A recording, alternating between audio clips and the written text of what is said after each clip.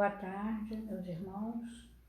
Estamos reunidos no trabalho dos irmãos de Célia Lúcius, da Escola Jesus Cristo, que ocorre durante a semana, terças, quartas e quintas, às 16 horas, uma pequena reflexão de meia hora, preparando-nos para a recepção dos passes magnéticos.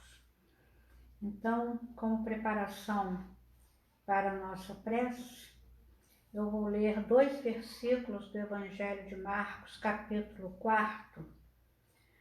A terra, de forma autônoma, frutifica primeiro o ramo, depois a espiga, depois o grão cheio na espiga.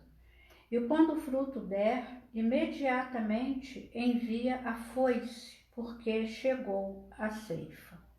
Vamos fazer a nossa prece.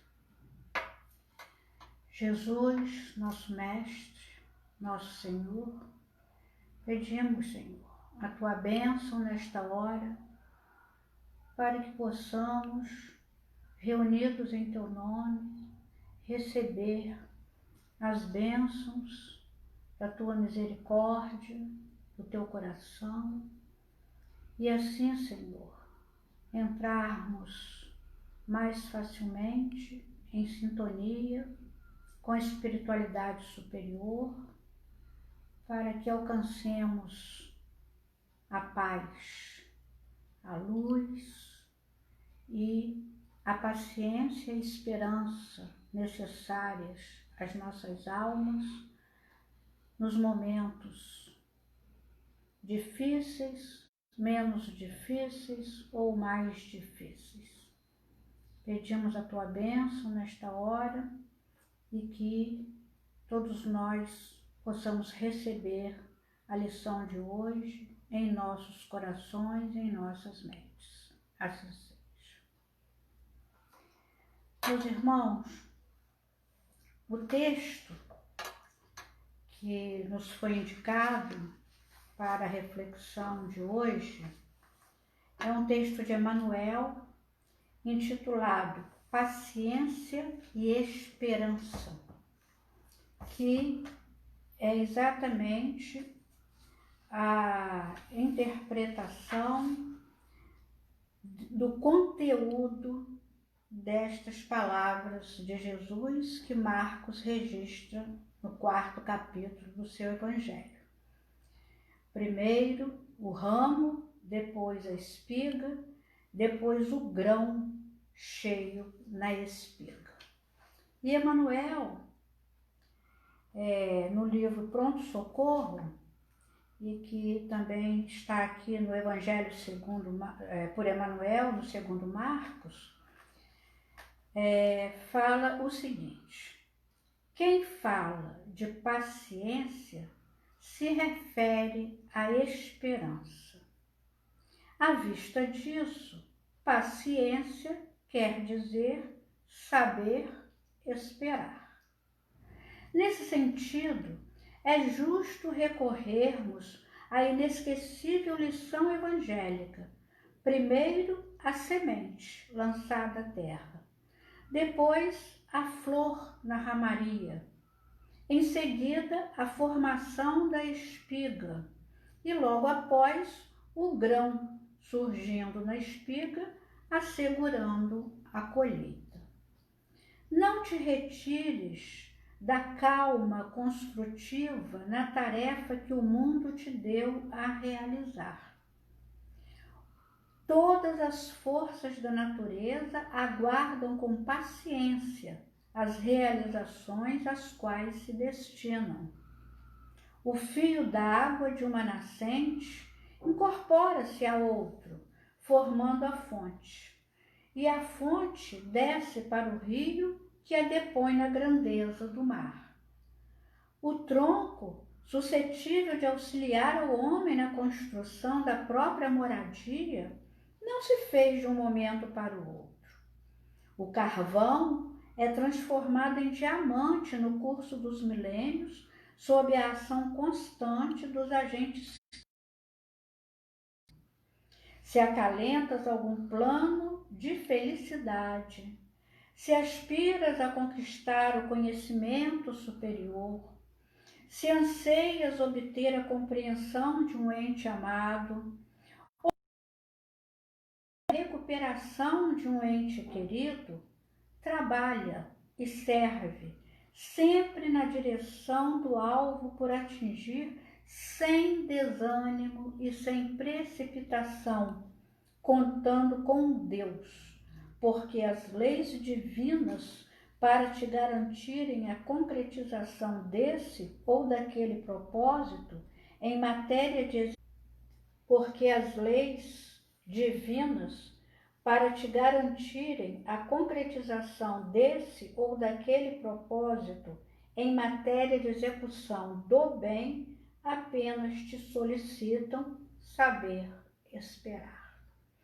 Então, é uma lição essencial para nós conseguirmos realizar os nossos propósitos, aqueles pelos quais ansiamos e também aqueles dos quais ainda não tivemos conhecimento, aqueles aos quais estamos destinados e que muitas vezes atrapalhamos pela nossa inquietação, pela nossa, como diz Emmanuel aqui, pela nossa precipitação no ato de viver. Somos impulsivos, agimos sem pensar, falamos sem pensar, ofendemos, magoamos, tudo por não saber esperar o momento certo.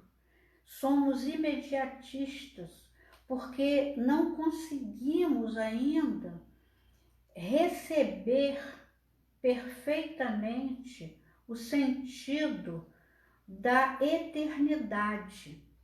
Não analisamos, né, a nossa vida como uma vida, né, dividida em muitas existências. Apesar de espíritos, às vezes agimos como aqueles que não têm conhecimento das reencarnações. Vivemos atribuladamente, precipitadamente, como se essa existência fosse a única. E quando alcançamos o plano espiritual, quando desencarnamos, nos arrependemos. Nos arrependemos por tudo que fizemos de errado e por tudo que não fizemos de correto. Porque, como Emmanuel termina aqui, né, as leis divinas, para te garantirem a concretização desse ou daquele propósito em matéria de execução do bem, apenas te solicitam saber esperar. O nosso tempo não é o tempo de Deus e nós precisamos acalmar. Eu me lembro muito, toda vez que eu penso nesse assunto ou leio alguma coisa sobre isso, eu me lembro muito da ação de Jesus diante daquela multidão na hora em que ele realiza a primeira multiplicação dos pães e peixes, que é um episódio também que Emmanuel comenta, né, na sua sabedoria, e que destaca um detalhe importantíssimo, porque os discípulos estavam, né, preocupados, inquietos, né, impacientes por não terem o que oferecer àquela multidão de 5.000 pessoas. E Jesus calmamente, né, pergunta: que tendes? Temos aqui apenas 5 pães e 2 peixes. E o que é isso para alimentar, né, 5.000 pessoas? Jesus apanha aquela migalha ofertada pelo rapaz, 5 pães e 2 peixes, que constituíam realmente uma migalha diante daquela situação, e fala para os discípulos: mandai-os assentar. E Emmanuel comenta a necessidade, a importância dessa frase de Jesus: mandai-os assentar, para que ele pudesse realizar a multiplicação dos pães e dos peixes. Quer dizer, fiquem calmos, porque o alvoroço devia ser grande ali naquele momento, inclusive dos próprios discípulos. Então, se assentem, asserenem seus corações, esperem a minha ação. Então, é uma coisa tão lógica para nós cristãos, né? Aguardar a ação de Jesus. Porque se não aguardamos, nós estamos demonstrando falta de confiança no Cristo.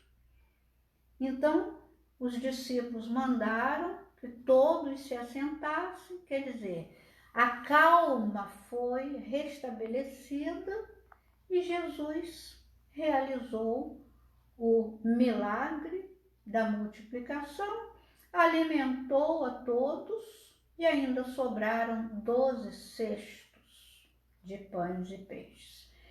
E assim é a nossa vida, né? Nós queremos, desejamos, pedimos, mas não sabemos esperar. Porque os caminhos pelos quais vem a resposta são desconhecidos por nós.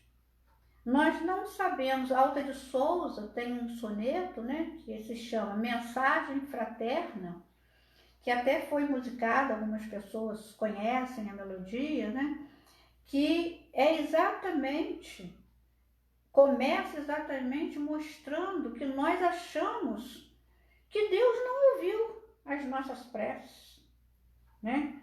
Ela fala que às vezes nós ficamos consternados diante do silêncio. Olha só, diante do silêncio. Então nós só percebemos isso. Deus não nos respondeu.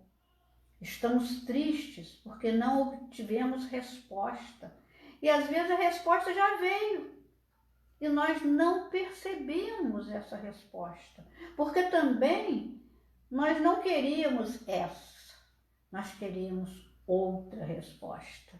E aí a resposta de Deus vem, ou nós não ouvimos, ou nós não entendemos, ou nós rejeitamos.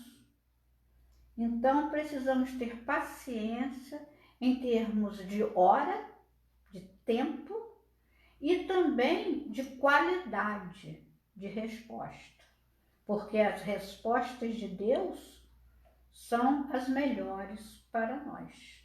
Nós não sabemos pedir, né? Conforme aquela trilogia de Santo Agostinho, né? Pedimos mal, pedimos o mal e pedimos sendo maus, e aí realmente nessa situação não somos atendidos, que é como Emmanuel fala aqui, nosso propósito de maneira de execução do bem.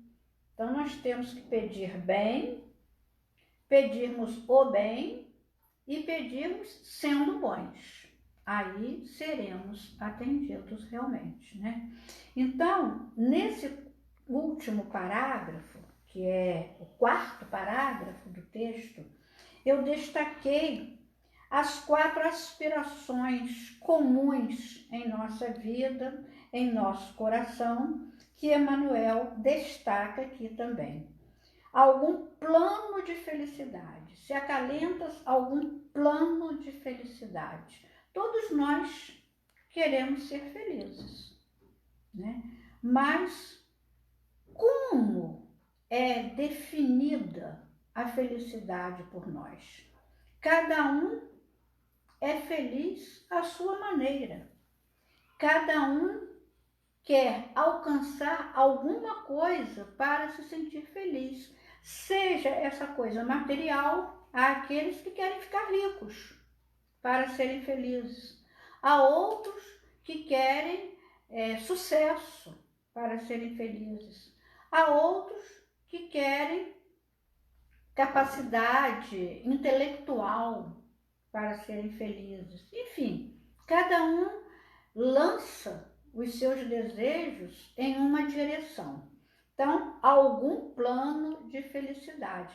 E quando nós temos um plano de felicidade, geralmente nós começamos a trabalhar para alcançar aquele plano, mesmo que esse plano não seja o ideal, né, em termos de bem, né? Então, algum plano de felicidade, se aspiras a conquistar o conhecimento superior, que é realmente um desejo louvável, né? Nós conhecermos as coisas da vida, nós conhecermos as coisas espirituais, o que a doutrina espírita nos oferece, né, de maneira intensa para nosso conhecimento, né, para nos acalentar.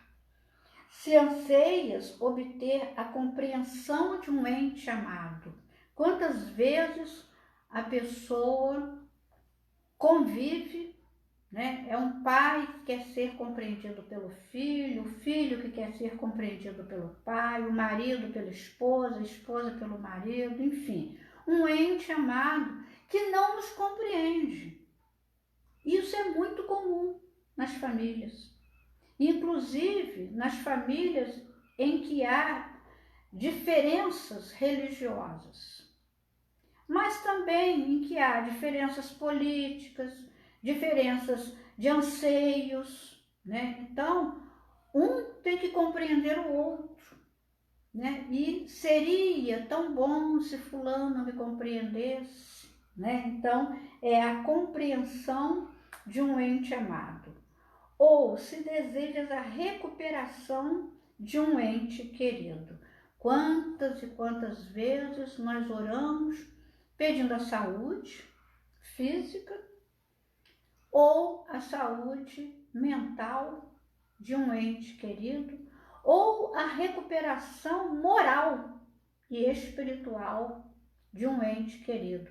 Quantas mães oram pela recuperação moral dos seus filhos, né? Então, é uma recuperação de um ente querido. Então, essas 4 aspirações estão presentes na nossa vida, né? Mas temos que adotar a postura, né, sem desânimo e sem precipitação, contando com Deus. Nós não conseguiremos alcançar sozinhos. Não conseguiremos. Nós temos que contar com Deus, sem desânimo e sem precipitação, porque o nosso tempo não é o tempo de Deus, né? Então, precisamos da paciência. Isso nos remete a um capítulo de Jesus para os que sofrem, do professor Clóvis Tavares, do capítulo 8º, em que o professor Clóvis comenta de maneira belíssima a cura do leproso, que intuiu o poder da vontade de Jesus. Senhor, se tu quiseres, podes tornar-me limpo.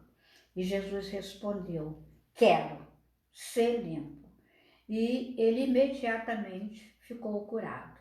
E aí o professor Clóvis relembra Pasteur, que tinha como norma na sua vida uma tríade.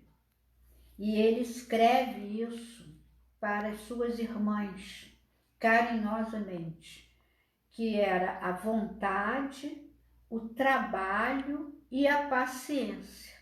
Essa era a tríade de Pasteur. E ele explica, né, às suas irmãs, porque querer é uma grande coisa, porque a ação e o trabalho seguem à vontade. E o trabalho quase sempre vai acompanhado pelo êxito. A vontade abre as portas, o trabalho cruza-as e o êxito espera para coroar os esforços próprios. Então, olhem só, é sem precipitação. Querer é uma grande coisa, porque é a vontade que abre as portas, né? O trabalho segue a vontade, então o trabalho vem acompanhado pelo êxito. Mas o êxito espera para coroar os esforços próprios. Então, só teremos êxito depois do nosso esforço e da nossa paciência de esperar o tempo da resposta de Deus, né? Eu me lembrei disso, desse capítulo 8º, né, de Jesus para os que sofrem. No Evangelho segundo o Espiritismo, no capítulo 9, tem uma mensagem de um espírito amigo, recebido no Havre, em 1862, que tem 3 imperativos em relação à paciência. Na verdade, o título da mensagem, na Instrução dos Espíritos, é a paciência. Não vos aflijais. Não vos aflijais. Jesus já havia falado isso. Não vos inquieteis, né? Não vos aflijais. Depois, mais adiante, sede pacientes. E depois, sede cristãos. Porque se não somos pacientes, é porque não confiamos em Jesus, não confiamos em Deus. Então, não estamos sendo cristãos quando somos impacientes. Sede pacientes, sede cristãos. Esse espírito não deu o nome, um espírito amigo, mas isso é muito importante, né? Mostrando que a paciência é uma das características do cristão. Então, se nós não somos pacientes na nossa vida, nós não estamos sendo verdadeiros cristãos, né? E eu trouxe, caminhando aí para o final da nossa reflexão, eu trouxe alguns exemplos dos quais fui me lembrando, né? Citados por Jesus nas parábolas, daqueles que não souberam esperar, aqueles que não foram pacientes e a consequência disso, porque cada parábola de Jesus tem infinidade de ensinamentos, né, para as crianças, né, de acordo com a sua idade, é a historinha, né, mas que a gente já vai colocando o ensino que ela possa perceber.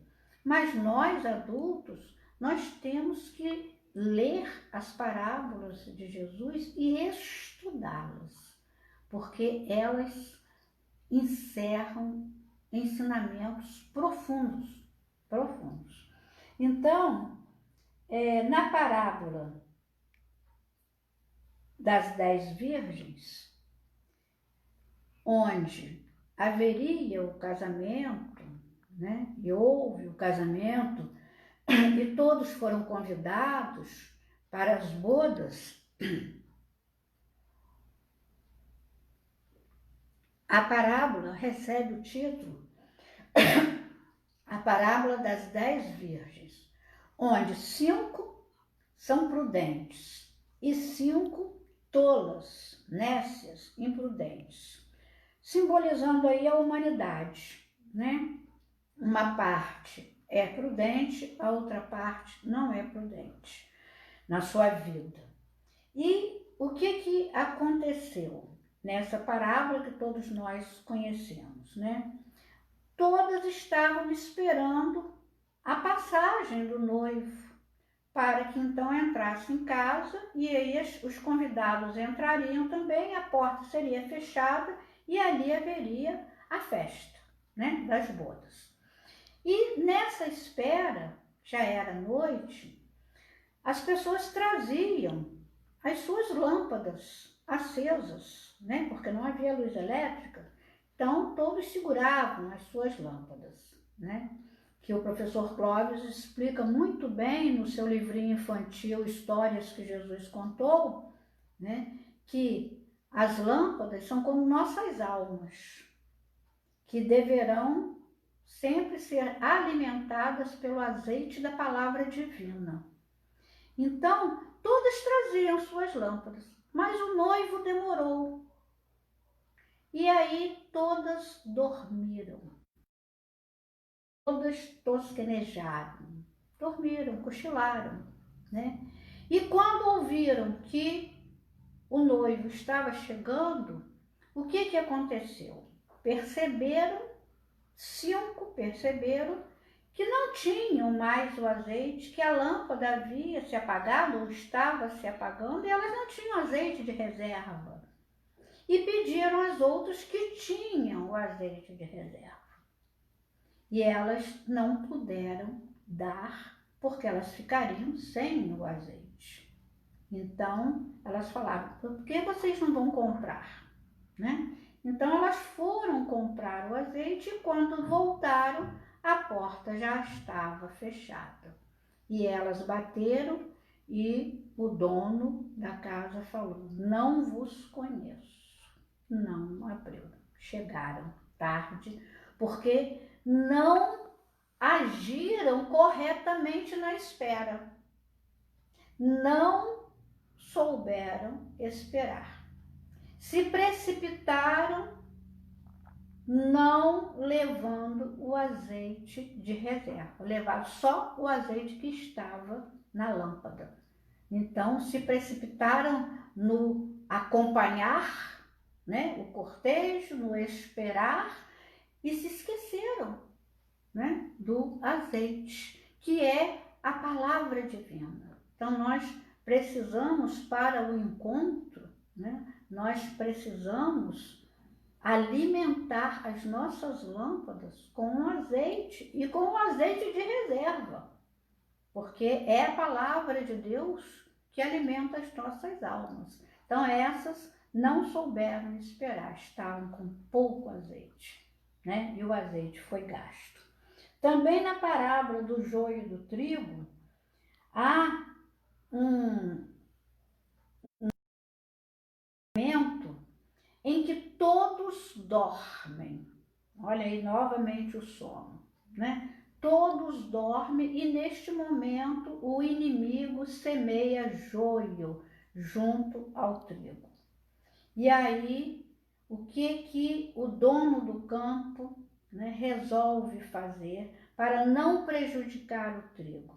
Esperar pacientemente que o joio crescesse junto ao trigo para não prejudicar o trigo, porque os empregados impacientes queriam arrancar o joio.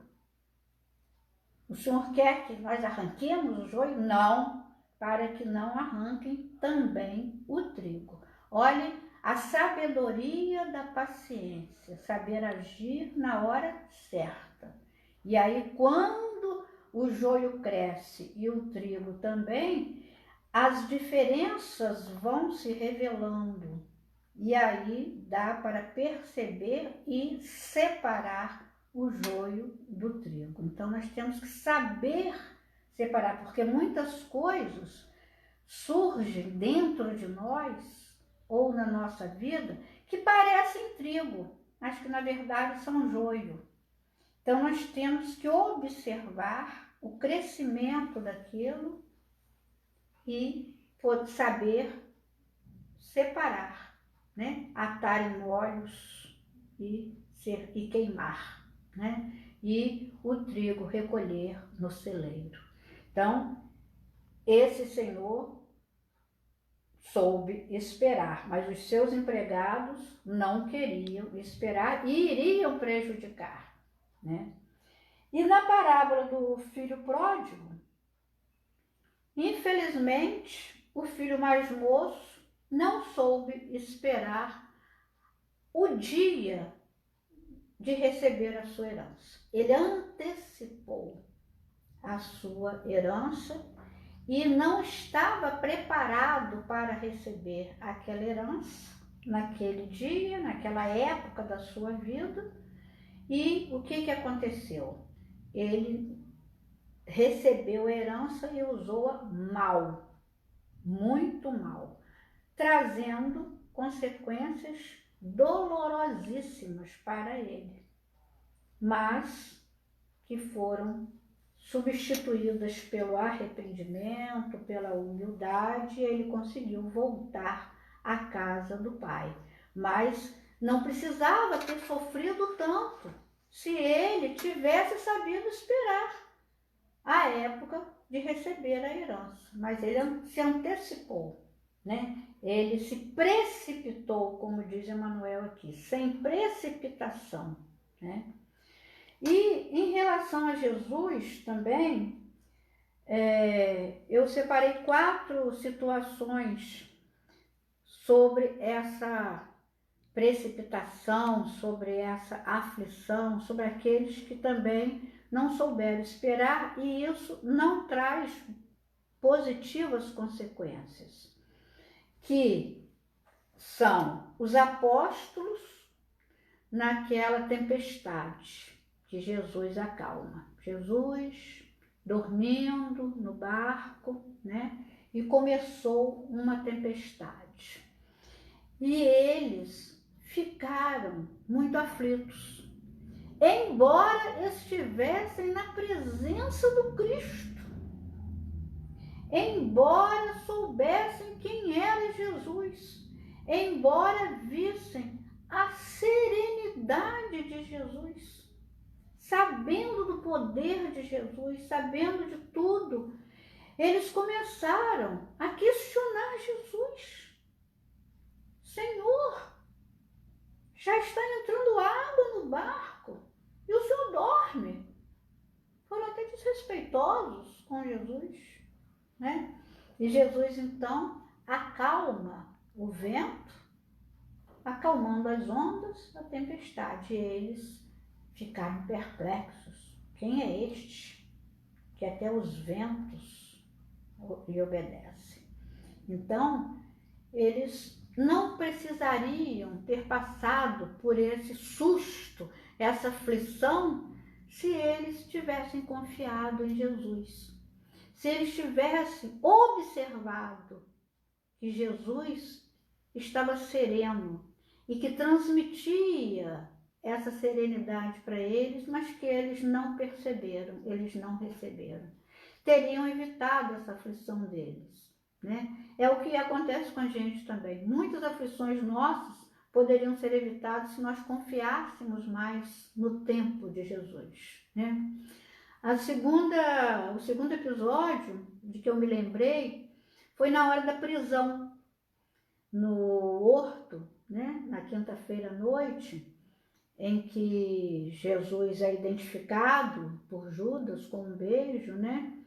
E quando os soldados chegam para prender Jesus, Pedro tira da espada e corta a orelha do soldado Malco. Quer dizer, foi precipitado. Não havia necessidade daquilo. E Jesus imediatamente recompõe, né? Repõe a orelha e dá uma lição, né, em Pedro. Pedro, embainha a tua espada, né? Então, ele se precipitou, porque Pedro era impulsivo também. Em muitas horas no Evangelho nós vemos a sua precipitação ao falar, né? Ele responde assim, sem pensar, e depois refaz o seu pensamento, né? Então, essa precipitação não nos traz benefícios, né? Nós precisamos ser mais calmos, realmente, né? Tem também um jantar a que Jesus vai, como convidado, na casa de Simão, o fariseu, E nesse jantar, lá na Galiléia, em Naim, surge uma pecadora. Esse episódio é narrado por Lucas, e muitos até o intitulam A Pecadora de Lucas, porque só Lucas narra esse episódio. Então, aquela pecadora conhecida na cidade, inclusive Carlos Drummond de Andrade tem um poema belíssimo sobre esse episódio, Ceia em Casa de Simão. E ela chega chorando e beija os pés de Jesus, chorando, enxuga com seus cabelos e tal. E o dono, né, se precipita no julgamento que ele faz de Jesus. Se este homem fosse profeta, ele saberia quem é esta mulher, quem está beijando os seus pés. Julgamento errado, precipitado, né? E aí vem uma lição, né, valiosíssima sobre o perdão relacionado ao amor, né? E ele começa a falar, Simão, porque Simão pensa, ele não fala, ele pensa, se este homem fosse profeta, e Jesus lê o pensamento dele, né? E que ela fez exatamente o que ele deveria ter feito como anfitrião.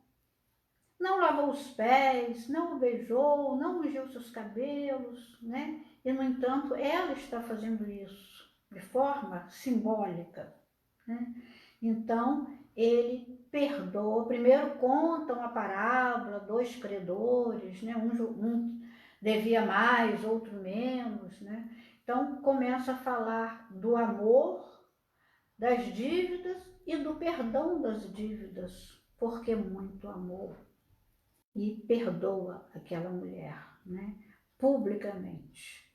Então, se ele não tivesse precipitado no julgamento, né, ele não teria passado pelo desconforto pelo qual ele passou com Jesus, comparando a ação dele com a ação daquela mulher que todos menosprezavam, que todos conheciam. Ele foi comparado de forma inferior àquela mulher, né? Então, deve ter sido realmente um desconforto muito grande para ele, por causa da precipitação dele, né, do julgamento de Jesus. E, finalmente, Judas, que foi um apóstolo, né, um dos 12, que amava Jesus, mas se precipitou no entendimento, no não entendimento da missão de Jesus, né? Queria que Jesus logo assumisse, dominasse, né, com seu poder, e se precipitou entregando Jesus, né, aos sacerdotes, né? Então, isso trouxe uma consequência seríssima para ele, Judas, principalmente, né? Porque depois ele vê o que aquilo causou, levando Jesus à crucificação, e, desesperado, arrependido, se suicida. Então, são precipitações que nós devemos evitar na nossa vida. Às vezes não tão intensas, mas que também não trazem boas consequências e que demonstram a falta de confiança no plano espiritual superior. Então, vamos, né, passar, sim, mostrar, pedir. Jesus falou, né, que nós poderíamos pedir, buscar, bater, poderíamos e deveríamos, mas vamos saber esperar quem nos responde, como Jesus nos responde, o que achamos nas mãos de Jesus, quem vai nos abrir a porta para nós entrarmos e a que horas esta porta vai ser aberta. Isso não depende da nossa aflição. Pelo contrário, a nossa aflição vai prejudicar, né? Então, que nós possamos, na verdade, estimular, alimentar, né, a nossa esperança, a nossa paciência. Eu conheço uma frase de Tertuliano, né, que foi um cristão do primeiro século, falando que esperança é a paciência com a lâmpada acesa. Aí eu me lembrei da parábola das 10 virgens, né? A lâmpada tem que estar acesa, né? Então, esperança é a paciência com a lâmpada acesa. E uma também de Martin Luther King, quando ele fala: mesmo se eu soubesse que amanhã o mundo se partiria em pedaços, eu ainda plantaria a minha macieira. Que a gente possa pensar na paciência dos bons, na confiança em Jesus, para nós aprendermos a ser mais pacientes, mais confiantes e assim menos aflitos, menos inquietos, menos tristes, menos infelizes, menos desesperados. Que Jesus nos abençoe. Vamos fazer a nossa prece. Jesus, nós te agradecemos esta hora de reflexão sobre a confiança que devemos ter em teu coração, que vela por nós, que nos aquece, que nos alimenta, que nos ilumina, nos esclarece. Que possamos, Senhor, aprender a cultivar mais pacientemente as coisas que recebemos e que receberemos como respostas do alto. As respostas sabemos que vêm, mas muitas vezes não as reconhecemos.